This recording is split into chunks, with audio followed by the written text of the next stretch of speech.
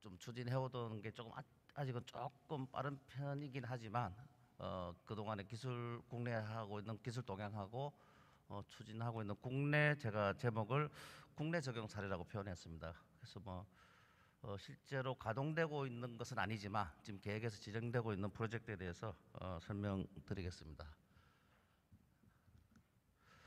아까 마지막에 설명한 게 꼭 짠 건 아니지만 패러다임을 표현하셨는데 실제로 지금 탄소 경제에서 이제 수소 경제로 넘어오면서 국가 정책이라든지 또 거기에 따른 환경부 정책, 또 정책에 따른 산업계의 기술 변화 등이 다양하게 이제 변하고 있습니다.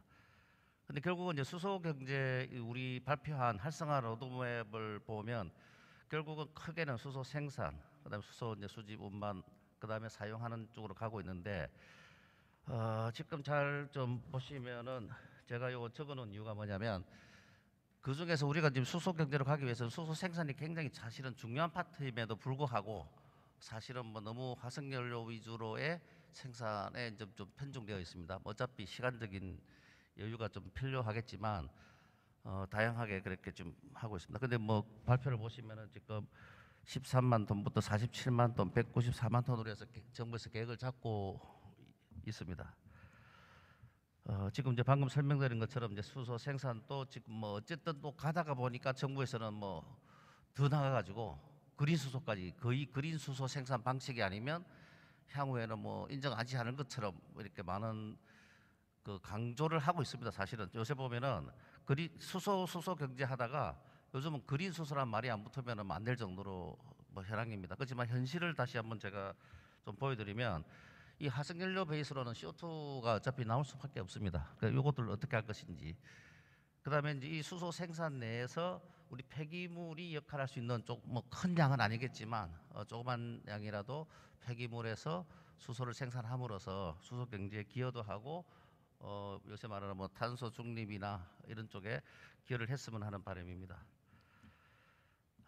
여기 지금 이번에 지금 국내 수소 생산량에 대해서 이제 조사하고 발표된 구체적인 양은 별로 없습니다만은 이번에 국회에서 이제 국회의원님이 이제 요청을 해서 발표한 자료가 있습니다. 보시면은 이제 2018년도에 192만 톤 정도, 20년도에 197만 톤, 약 200만 톤 정도가 지금 국내에서 이제 생산되고 있다고 보고가 됐는데 그 중에서도 잘 보시면 밑에는 조금 오래된 자료입니다. 이 190만 톤 중에서도 자체적으로 다 쓰고 있는 형편이고 실제로 그 중에서 대외로 유통이 되어서 사용되고 있는 건 한 14% 정도밖에 안 됩니다. 지금 현재 사실로서는 정유 공장에서 부생 수소로서 나오는 수소는 자체적으로 탈항용으로 거의 다 자체적으로 쓰고 있는 형편이고 그러다 보니 부생 수소도 사실은 수요가 그렇게 많지는 않고요. 그다음에 이제 그 밖에 유통을 위해서 이제 수소 운반 업체들이 자체적으로 LNG 베이스로 해서 수소를 만들고 있는 게 대부분입니다. 이렇게 됐을 때 이거는 제가 하는 거 아닙니다. 서울경제에서 나오는 이제 신문 내용입니다. 보시면은 이렇게 정부에서 추진하고 있는 정책에 있어서 수소 생산 계획에서는 그 한계라고 표현을 해놨습니다. 설명드린 것처럼 부생 수소는 자체 생산, 자체 소요가 더 훨씬 많아서 다른 생산 라인을 증설하기 전에는 부생 수소는 더 많이 나오지 않을 것 같고 추출 수소는 LNG 베이스로 많이 하다 보니 필연적으로 CO2가 또 많이 나와서 고민이고 수전에도 지금 계속 연구 개발하시고 추진을 한다고 하지만 단가라든지 경제성에서 많은 한계가 있을 거로 생각됩니다. 그 외에 이제 풍력, 태양광하고 연계된 신재생 그린 수소도 경제성 논리에서 그렇게 쉽지는 않을 것 같고요. 그렇다고 하다 보니 또 한편에서는 또 해외에서 수소를 도입하자는 이야기도 또 있습니다. 이것도 이제 우리나라에서 앞으로 에너지 작업률이라든지 이런 걸 비교했을 때 어떻게 할 거냐라는 게 한번 이렇게 기사가 나온 게 있어가지고 한번 좀 올려봤습니다. 그래서 제가 오늘 좀 설명드리고자 하는 기술은 앞에서 설명하신 그 폐플라스틱을 가지고 유화시키는 거 또는 성형하기 위해서 소각해서 폐열 해소하기 위해서 SRF 좋습니다. 근데 그 외에 생활 폐기물이나 산업 폐기물 또는 SRF에 속하지 않은 SRF 분리하고 남은 잔재물 지자체에서 만나다 보니까 선별하고 나서 사용하는 건 좋지만 사용되지 않은 약 40에서 50%의 이런 폐기물들은 처리를 어떻게 할 것인가가 오히려 더 큰 고민이었습니다. 근데 이제 그런 논리에서 이제 제가 오늘 좀 설명드리고 싶은 거는 폐기물 가스화를 해서 이제 수소로 가는 방향을 설명드리고자 합니다. 이거 뭐 다 아시는 것처럼 폐기물 가스화는 어떤 공정에서 지금까지 많이 사용해 왔습니다. 석유화학 플랜트에서도 지금 수십 년째 쓰고 왔고요. 원료가 틀릴 뿐이고, 그다음에 뭐 IGCC라든지 하는 이런 산업계에서도 사실은 가스피케이션이라는 공정을 많이 써왔는데, 이러한 공정들을 우리 폐기물로 옮겨왔을 때 어떻게 적용되고 어떻게 변형되고 또 세계는 어떤 식으로 기술을 개발해 왔는지를 뭐 좀 설명드리겠습니다.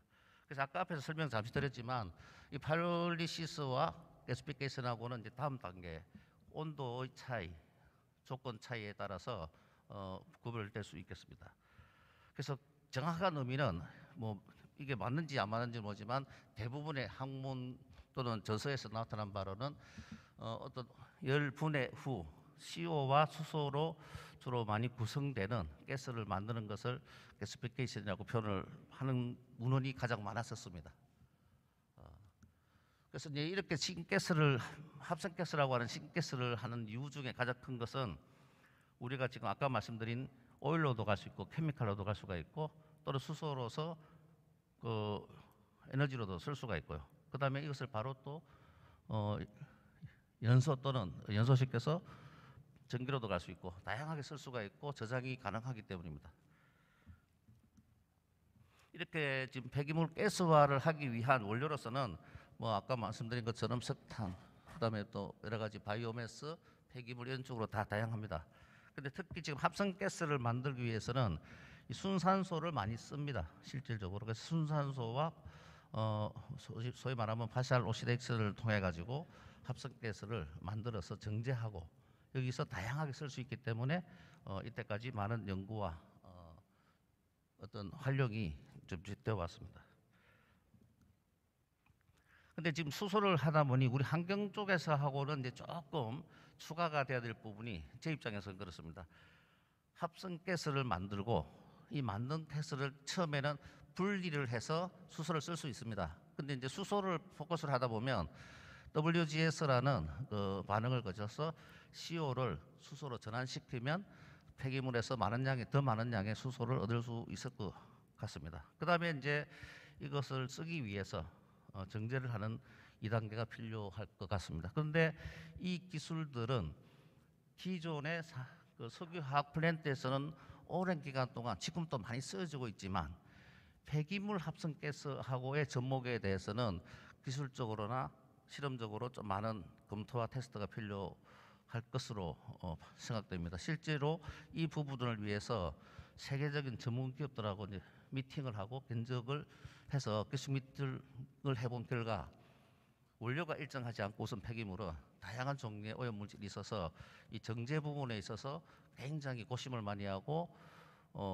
신중하게 저희들한테 접근을 해왔었습니다. 그래서 이런 부분이 폐기물에서 수소를 가기 위해서는 가스화도 중요하지만 사용을 하기 위해서 고도 정제 부분도 충분히 저희들이 검토가 좀 되어야 될 것으로 많은 느낌을 받았습니다. 지금 국내에서 뭐 이때까지는 생활 폐기물이지만 뭐 고형 폐기물이라고 표현을 드리면 열분해 용융 또는 가스화 용융이라는 표현을 많이 썼습니다. 근데 지금 국내에 설치되어 있는 시스템을 보면 대부분이 열분해라는 공정을 거치고 이 거친 열분해 가스는 밑에 선별된 차를 같이 넣어서 2차 연소를 시킵니다. 그리고 연소 후에 나오는 것을 폐열 해소를 해서 에너지로 사용하는 것이 지금 국내에 설치되어 있는 열분해 용융 시설입니다.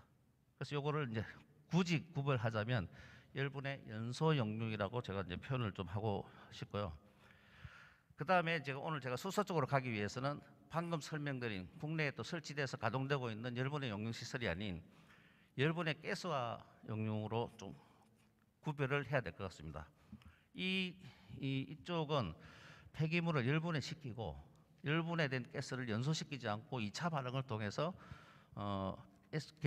계질로라는 2차 반응을 통해서 합성가스로 만드는 공정입니다. 이 공정을 통해서 하는 것은 상용 운전은 지금 국내에는 없습니다. 그래서 이렇게 만든 합성가스는 뭐 다양한 연료나 암모니아든지 뭐 에탄올, 메탄올, 그다음에 또 수소로서 이제 사용할 수가 있습니다.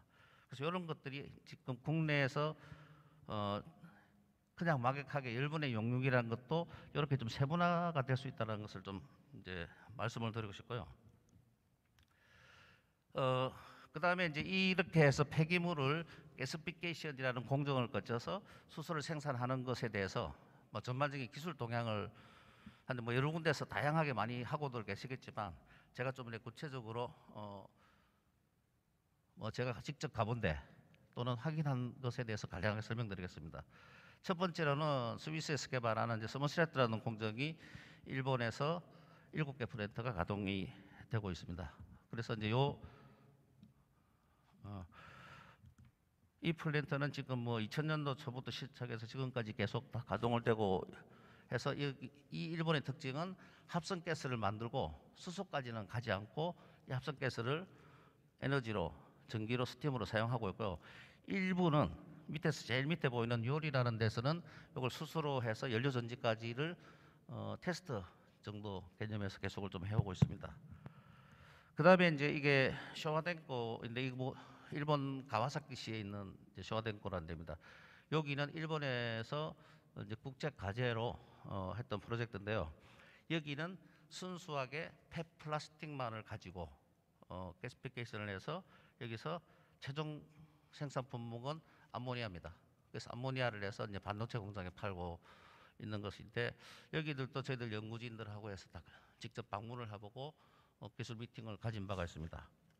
그래서 여기도 폐플라스틱 195톤 가지고 나중에 뭐 질소라든지 하는 바란스를 맞추기 위해서 2차 물질들이 포함은 되겠지만 암모니아를 175톤을 생산하고 있다고 소개를 받았습니다.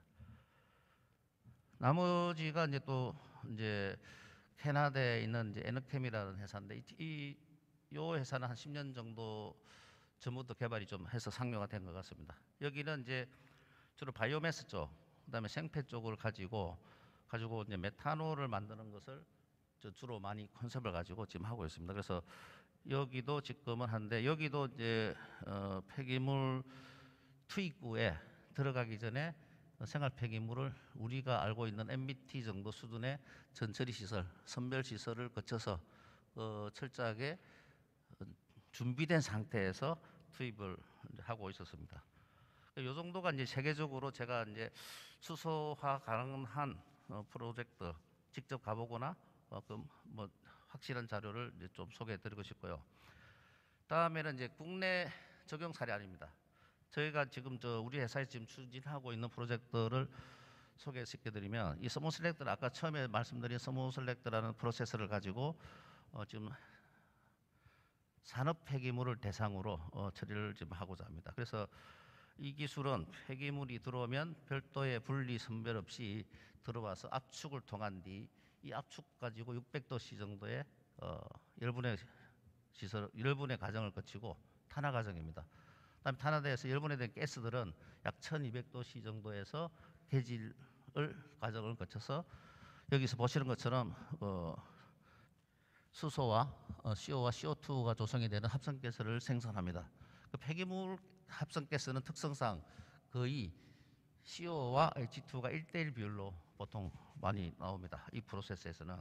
그리고 저희들이 지금 추진하고 있는 프로세스는 여기서 이제 수소를 생산하는 것이 목적이기 때문에 CO를 수소로 전환시키는 WCS, 그다음 PS의 공정을 거쳐서 사용이 가능한 이제 고순도의 수소를 생산하도록 계획을 했고 나머지 이제 반응되는 CO2가 또 문제였습니다. 근데 CO2는 저희들은 이제 액화를 시켜서 우선은 여기서는 액화만 시킵니다. 나머지는 그 액화된 것을 가져가서 드라이해서 만든 회사들이 이제 생산하도록 구상을 하고 있습니다. 저희들이 이제 이렇게 이 기술을 선택해서 한 이유는 뭐냐면 적어도 한 20년 이상, 한 200톤 이상의 대규모가 운영된 상용화 정상가동 실적이 있기 때문에 그 실적을 높이 평가를 하고요. 두 번째는 이 시스템에 대해서 또 국내에서 한 20년 동안 계속 테스트와 검증을 해왔습니다.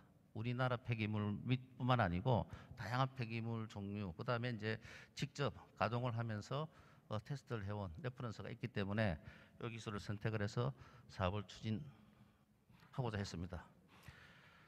저희들이 선택한 산업 폐기물은요, 뭐 아시다시피 일반 산업 폐기물입니다. 그래서 발열량이 보통 4,500, 뭐 4,000 정도 되는 것인데 저희들은 수소를 많이 좀 얻기 위해서 슬러지를 좀 같이 좀 포함을 시키고자 했습니다. 그래서 이제 저희들이 충분한 수분도 좀 확보하고 연량도 조절해서 평균 한 3,200kcal 정도의 폐기물로서 처리를 하는 것으로 계획을 하고요. 요런 폐기물을 가지고 하루 지금 320톤을 뭐 계획하였습니다. 그래서 하루 300톤 정도를 처리를 하면 결과론적으로는 한 20톤, 하루 20톤 정도의 수소를 회수할 수 있었고, 그다음에 이제 만든 액화탄산을 가지고 가서 드라이 아이스로 만들면 약 하루 220톤 정도가 이제 해소가 됩니다. 근데 이 드라이 아이스는 요즘 아시다시피 오히려 저희들도 좀 고민이 된 게 경제성 때문에 고민을 많이 했습니다. 어떻게 수익을 이제 창출할 것이냐, 투자 사업이기 때문에 했는데 수소 가격, 그다음에 이제 CO2 같은 경우도 저희들도 판매를 해서 요새 아침에 맨날 그 신선 채소, 뭐 드라이아이스 이런 것들 많이 쓰이기 때문에 드라이아이스 수요가 굉장히 많이 있습니다.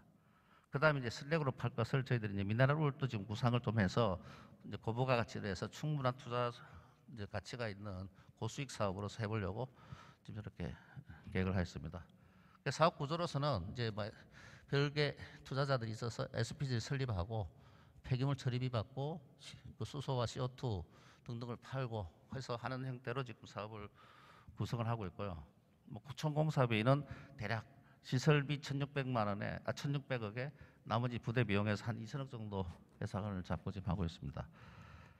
그래서 아까 말씀드린 것처럼 이제 시간 다 돼갑니까? 아까 말씀드린 것처럼 이렇게 지금 사업을 추진하는 것에서 제일 중요한 것은 인허가 사항입니다. 그래서 지금 아까 앞에도 설명 좀 하셨는데 이렇게 폐기물을 가지고 수소를 만드는 것은 아까 말씀하신 것처럼 R-9-3, 그죠? 폐기물을 열분해 탄화 또는 가스화를 거쳐서 가스상, 유류, 액상, 고체상의 연료를 만드는 행위에서 R-9-3으로서 적용을 할 수 있다라고 이제 표현을 하고요. 아까 말씀하신 것 중에서 재활용 시설에서 보면 기계적 재활용, 그 중에서 연료화 시설이라는 게 있습니다. 그래서 이 연료화 시설은 포괄적인 범위가 다 되기 때문에 저는 충분히 이쪽으로서 이제 그 인허가를 받을 수 있을 거라고 해서 저희들은 기계적 재활용 시설로서 허가를 받았습니다. 그래서 이제 사업을 추진하고 있고요. 아까 말씀하시는 아까 그 유화라든지 이런 쪽은 뭐 화학적 재활용의 반응 시설로도 충분히 가능성이 있을 것 같습니다. 그래서 지금 정부의 방침도 그렇고 적극적인 지원으로 해서 제가 방금 설명드린 것은 종합 재활용, 재활용 유형 R-9-3으로서 허가를 받아서 지금 진행을 이제 지금 막 하는 중입니다. 그래서 다음에는 좀 더 설계까지 해서 좀 더 다양한 자료를 가지고 설명을 다시 한번 드리겠습니다. 이상 설명 마치겠습니다.